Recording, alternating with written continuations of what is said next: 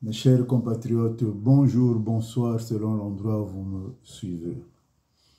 Je suis Armand Mondiono, Boutelezi, Buchindi bwa Bucheleka bwa Vindu Munabangungu, Wakalamu Kwenda Nkukirika. Ma communication d'aujourd'hui s'intitule Françoise Joly, une mercenaire administrative et les acrobates politiques de la diaspora.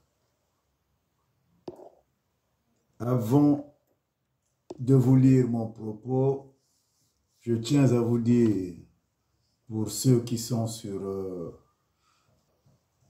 TikTok, qui me suivent, si vous n'avez pas l'intégrité du texte, reportez-vous sur mon site nzoïsme.com ou vous venez sur YouTube Armand Mondiono. Ce ne sont pas les masques qui tombent. Non, c'est plutôt le relais de l'éveil de la bêtise en lieu et place de la conscience patriotique sur fond de compte à rebours d'un divertissement politique par des prédateurs du combat politique de la diaspora militante, dont certains noms sont bien connus. Comment peut-on comprendre des Congolais qui viennent à longueur de journée pérorer sur les réseaux sociaux afin de prouver leur patriotisme à la face du monde, adouber une Tutsi rwandaise, mercenaire administrative, dans un contexte de velléité expansionniste de son pays d'origine? J'ai nommé le Rwanda.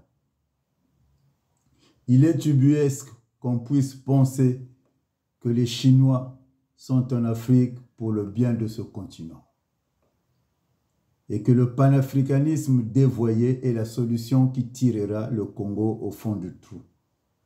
Qui est réellement cette dame et pour quel réseau travaille cette mercenaire administrative? Contrairement à ce qui se raconte, Françoise Joly, dont la vraie identité reste encore à déterminer, est plutôt un pion de la galaxie de la France-Afrique et non un agent de service rwandais qui a parachuté dans l'épicentre du pouvoir de Brazzaville avec la bénédiction de M. Jean Olivier, président de la Fondation de Brazzaville, siégeant à Johannesburg en Afrique du Sud, et véritable maître à penser de la politique stratégique de Sassou Nguesso. Pour rappel, l'adoption à l'Union africaine du pacte de stabilité et de sécurité en Afrique, c'est lui.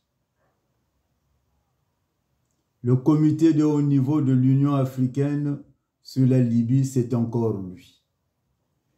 La mission de la médiation de l'Union africaine, composée de 6 chefs d'État, tenus alternativement en Ukraine et en Russie, c'est toujours lui.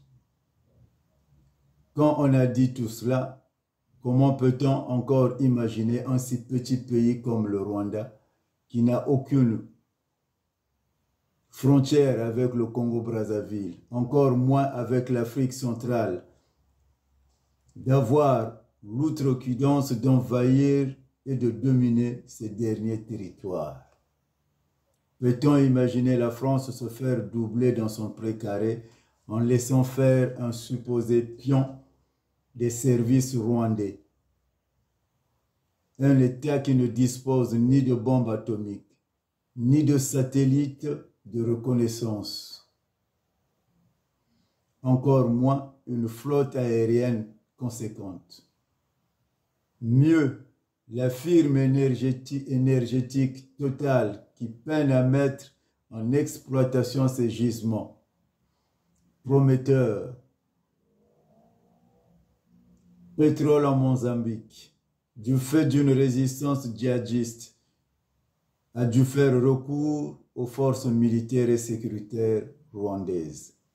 Dans le même cas, sous le prétexte d'une invasion djihadiste au nord du Bénin, la France, vole au secours de ce pays en sous-traitant sa contribution en faisant recours une fois de plus à ces mêmes forces sécuritaires et militaires rwandaises. Et si finalement Françoise Joly ne serait qu'un leurre du nouveau complexe militaro-industriel de reconquête de la France-Afrique et plus précisément de son renforcement dans ses anciennes colonies. Autre élément, la dernière visite d'État de 5 jours en mai dernier du président kényan William Ruto ne laisserait-il pas entrevoir un léger dépassement de l'épicentre du commandement des États-Unis en Afrique, de Kigali vers Nairobi, ce qui aurait théoriquement pour conséquence l'affaiblissement de Kagame face à la RDC. Lors du dernier sommet de Paris du 20 juin 2024, sur le projet vaccinal en Afrique, Paul Kagame, à l'issue d'un entretien sur France 24, disait être prêt à faire la guerre contre la RDC. Ne serait-ce pas un indice de plus d'une cachotterie de la France derrière le Rwanda?